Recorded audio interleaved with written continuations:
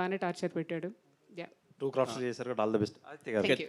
Sir ఇది ఒక decade అంటే నా చిన్నతనంలో అంటే నేను జనరేషన్లో పెరిగింది బాలనాగం కావచ్చు, సీరియల్స్ కావచ్చు, దేవి సినిమాలు కావచ్చు, బాగా అట్రాక్ట్ అయ్యాను.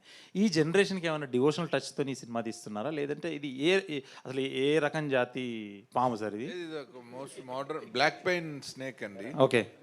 కాకపోతే ఈ సినిమా ఒక మన పాము తాలూకు క్యారెక్టరైజేషన్తో డిజైన్ చేసిందే కానీ ఆ పాముని ఒక హీరోయిన్ రోల్ లాగా మార్చటము, లేకపోతే ఒక భక్తి ఒక భక్తురాలని భక్తురాలని చేయటం అసలు ఏం లేదు.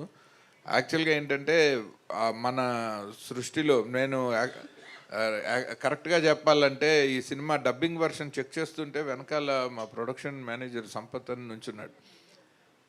అలా చూసి బయటకు వస్తుంటే, సార్ సినిమా భలే ఉందండి, నాకు ఒక క్యాప్షన్ తట్టింది అన్నాడు. అంత కరెక్ట్గా చెప్పాడు తను. సినిమాలో వాడలేదు, పబ్లిసిటీలో వాడతాను. If you spoil nature you will vanish your future అని చెప్పాడు అతను ఒక ముక్కలో. సో నేచర్లో ఉన్న ఇందాక పద్మ గారు రైట్గా చెప్పారు, ఆ థీమ్ ఆఫ్ దిస్ ఫిలిం ఏంటంటే, సో అది కూడా ఒక ప్రాణి. ఒక ఎక్స్ట్రాడినరీ డైలాగ్ రాశారు జాగర్ ఆడమ్స్ అన్న క్యారెక్టరు క్యాథరిన్ గారితో మాట్లాడేటప్పుడు, మనుషులు మృగాల్లా మారితే మృగాలే న్యాయ నిర్ణేతలు అవుతాయని. సో ఇది అలాంటి ఒక క్యారెక్టర్ ఉన్న ఒక పాము. అన్ఫార్చునేట్లీ దానికి విషం ఉండదు, కానీ పగ మాత్రం ఇంకా ప్రమాదకరంగా పెంచుకుంటూ ఉంటుంది. అది హ్యూమన్ రేస్ మీద తీయాలన్నది కారణం ఏంటంటే, మనకి ఇప్పుడు ఇండియాలో అయితే మనకి నేటివ్గా అంటే మనకి ఒక భక్తి యాంగిల్ వస్తుంది, ఒక రియలిస్టిక్గా ఒక కాంటెంపరీ కథని చెప్పలేము.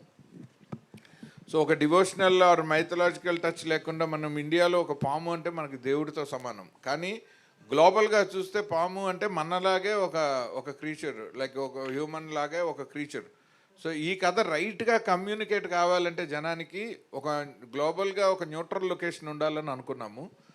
అండ్ ఎప్పుడైతే మన ప్రొడ్యూసర్స్ మా సిస్టర్ వాళ్ళు డాలస్లోనే ఉంటారు కాబట్టి, సో బెటర్ ప్లేస్ దాన్ ఎనీవేర్ ఎల్స్ అని చెప్పి అక్కడ మొత్తం ప్రాజెక్ట్ని డిజైన్ చేసి 100% డాలస్లో చేసిన ఓన్లీ ఇండియన్ ఫిల్మ్ ఇదే. సార్ డైరెక్ట్ గారు ఇక్కడ ఇప్పుడు మీరు చెప్పిన దాన్ని బట్టి ఈ పాము పోస్టరు ఆర్టిస్ట్ హీరో డిజైన్ చూస్తుంటే మన రాజమౌళి ఏగా గుర్తొస్తుంది, నేపథ్యం వేరైనా? నిజంగా ఏగా గుర్తొస్తే నేను చాలా సక్సెస్ఫుల్ అనుకుంటాను. నేను ఐ ఫీల్ హ్యాపీ. ఎందుకంటే సినిమాతో కంపారిజన్ లేదు, కానీ ఒక సినిమాని ప్రపంచవ్యాప్తంగా ఎంతమంది ప్రేక్షకుల కళ్ళ ముందుకు తీసుకెళ్లాలన్నది ఈ జనరేషన్లో మా అందరికీ మార్గదర్శకుడైన దర్శకుడు రాజమౌళి గారు.